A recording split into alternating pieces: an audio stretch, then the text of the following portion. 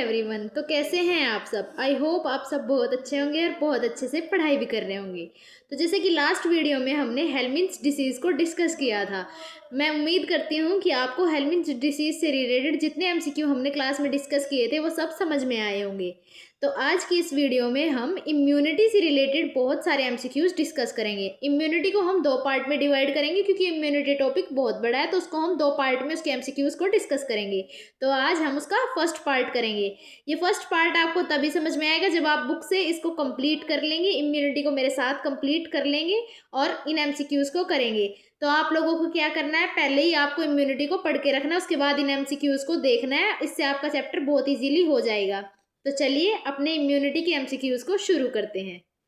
देखिए फ्रेंड्स, ये रहे हमारे एमसीक्यूज रिलेटेड टू इम्यूनिटी। तो पहला एमसीक्यू मैं पढ़ती हूँ। The principle of vaccination and immunization is based on.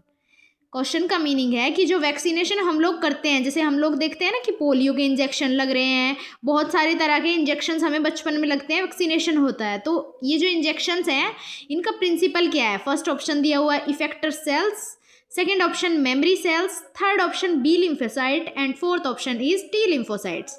तो बताइए आप लोगों को क्या लगता है इस क्वेश्चन का आंसर? तो इस क्वेश्चन का आंसर है option number B, memory cells. मैं आपको रीज़न समझा देती हूँ कि मेमरी सेल्स इसका आंसर क्यों है। जैसे कि आप जानते हैं जो वैक्सीनेशन में होता है ना, उसमें हम कोई दवाई नहीं देते किसी डिसीज़ की। वैक्सीनेशन के टाइम हम जो डिसआर्म्ड पैथोजन जो हमें हार्म नहीं फैलाएंगे, उन पैथोजन को हमारी बॉडी के अंदर इंजेक्ट कर देते हैं, ताकि हमारी इम्यूनिटी क्या करेगी, उनसे बचाने के लिए हम एंटीबॉडीज़ रिलीज़ कर देगी। तो ये जो एंटीबॉडीज़ होंगी ये हमारी एक बार हम एनकाउंटर हो चुके हैं इस डिसीज़ से, इस पैथोजन से, तो ये एंटीबॉडी को पता रहेगा। तो उसके बाद अगर हमें लाइफ में कभी भी होगा तो हमारे मेमोरी सेल्स को ये चीज़ पता चल जाएगी, क्योंकि उन्होंने एक बार ऐसी एंटीबॉडीज़ बना दी है।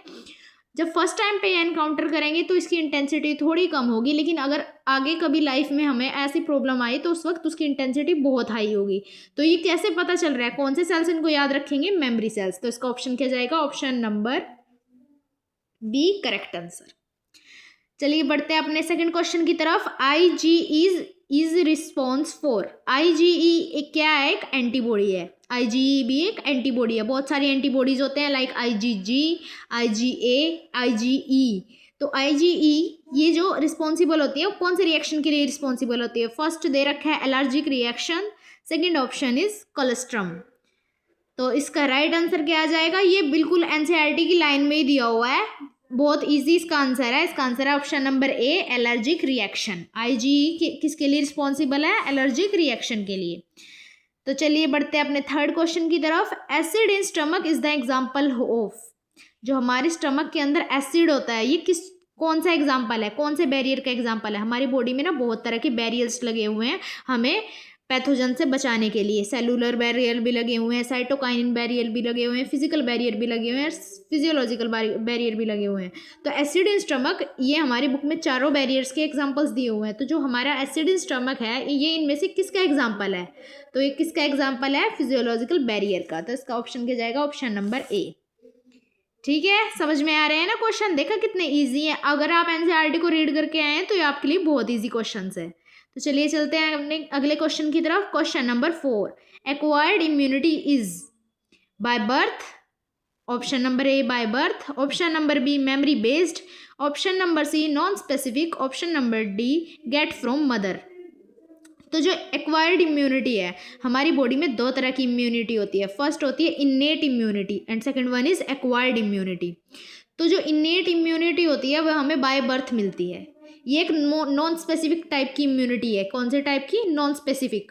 तो मतलब ये हमें बाय बर्थ मिल रही है। और एक्वायर्ड इम्यूनिटी हमें कैसे मिलती है? जैसे हम कोई डिसीज़ है, कोई पैथोजन है जो हमारी बॉडी को फर्स्ट टाइम एनकाउंटर कर रहा है, तो उसके रिस्पॉन्स में जो एंटीबॉडीज़ हमारा इम्यून सिस्टम निकालता है वो क्या होती है? एक्वायर्ड इम्यूनिटी, जो हमें बाय बर्थ नहीं मिलती, वो हमें मिलती है पैथोजन के आने के बाद। तो अब पैथोजन के आने के बाद भी कौन से सेल्स जो हैं वो ये चीज़ याद रखेंगे कि ये पैथोजन हमारी बॉडी में पहले एंटर कर सके। मैंने आपको ये पहले भी बताया था। इसका आंसर क्या है? Memory based. Option number B. Acquired immunity specific type की होती है, not non specific. Non specific और बाय बर्थ कौन सी इम्यूनिटी होती है? Innate immunity. तो चलिए बढ़ते हैं अपने अगले क्वेश्चन की तरफ। Question number 5, T lymphocyte mediated dash immunity. देखो जब हमारी बॉडी में ना दो तरह के लिम्फोसाइट्स हैं, B lymphocytes and T lymphocytes. इनके जो नाम है ना वो इनके मैच्योरेशन के बेस पे है। लाइक जो बी लिम्फोसाइट होता है वो बोन मैरो में बनता भी है और वहीं पे मैच्योर भी होता है, तो इसका नाम बी लिम्फोसाइट है। और जो टी लिम्फोसाइट है वो बनता तो बोन मैरो में है लेकिन मैच्योर कहाँ पे, थाइमस में होता है, तो इस वजह से इसका नाम टी लिम्फोसाइट है। तो ये दोनों ना अलग अलग तरह की इम्यूनिटी को मेडिएट करते हैं। जो बी लिम्फोसाइट है वो कौन सी इम्यूनिटी को मेडिएट करता है, ह्यूमरल। कौन सी, ह्यूमरल। और T lymphocyte cell mediated.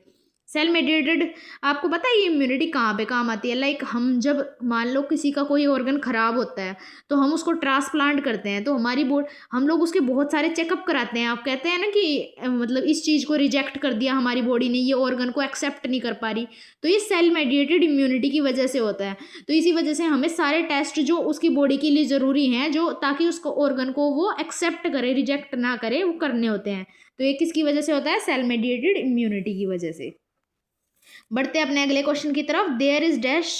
There is total dash number of immunity. हमारी बॉडी में कितने तरह की इम्यूनिटी है, ये तो मैंने आपको पहले ही क्वेश्चन में बता दिया था कि हमारी बॉडी में कितने तरह की इम्यूनिटी है, दो तरह की। First one is innate immunity and second one is acquired immunity. जो इन्नेट इम्यूनिटी है ये क्या है, नॉन स्पेसिफिक टाइप, जो हमें कहाँ से मिलती है, बाय बर्थ।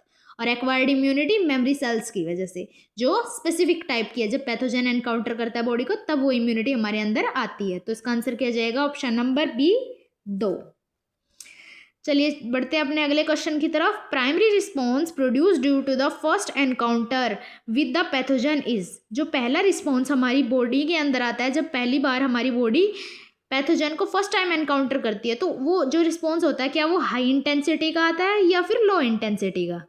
तो ये भी बहुत इजी क्वेश्चन है, जिसने पढ़ रखा है वो बिल्कुल अच्छे से, और पढ़ने की बात नहीं है, जो ये वीडियो स्टार्टिंग से देख रहा है उसको भी इस क्वेश्चन का आंसर पता है।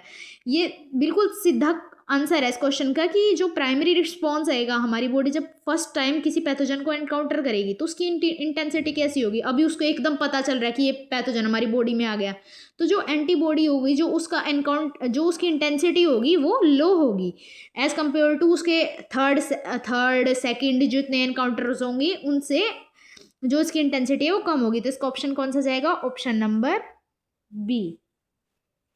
Last but not the least, antibodies are secreted bye.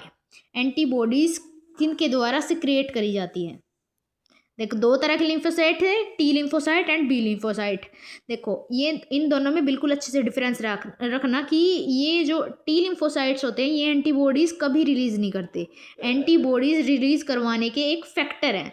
ये मतलब बी लिम्फोसाइट को बोलेंगे कि तुम एंटीबॉडीज़ रिलीज़ करो कि वहाँ पे पैथोजन आ गया, उससे अगेंस्ट एंटीबॉडीज़ रिलीज़ करो। तो एंटीबॉडीज़ रिलीज़ करने का, सिक्रीट करने का काम किसका है, बी लिम्फोसाइट का। तो इसका ऑप्शन कौन सा जाएगा, ऑप्शन नंबर बी। तो देखिए कितने इजी क्वेश्चन थे ना ये जो मैंने आपको कराए। आप लोगों को ये क्वेश्चन बिल्कुल इजी लगेंगे अगर आप लोग पढ़ के आएंगे। देखिए ये जो मैं ये वीडियो बना रही हूँ ये एमसीक्यूज इम्यूनिटी का फर्स्ट पार्ट है। इम्यूनिटी बहुत बड़ा टॉपिक है क्योंकि इसमें हम active immunity, passive immunity, auto immune system, बहुत चीज़ें पढ़ेंगे, बहुत चीज़ों से रिलेटेड क्वेश्चन करेंगे। तो उन क्वेश्चंस का आंसर आप तभी कर पाएंगे जब एनसीईआरटी से आप पढ़ के आएंगे। और मैं यहाँ पे हर क्वेश्चन के साथ उससे रिलेटेड जो भी मतलब टॉपिक के अंदर दिया हुआ है वो मैं बता दूँगी। जैसे मैंने आपको बता दिया कि एक्वायर्ड इम्यूनिटी क्या होती है, नेट क्या होती है, तो ऐसे ही मैं क्वेश्चन से रिलेटेड जो भी उससे रिलेटेड जो भी इंपॉर्टेंट पॉइंट होगा वो मैं आपको वीडियो में ही बता दूँगी। तो अगर आप लोगों को ये क्वेश्चन पसंद आ रहे हैं तो प्लीज़ चैनल को लाइक कीजिएगा, सब्सक्राइब कीजिएगा और बने रहिए मेरी इन्हीं वीडियो के साथ। मिलते हैं अगली वीडियो में, तब तक पढ़ते रहिए। Bye bye.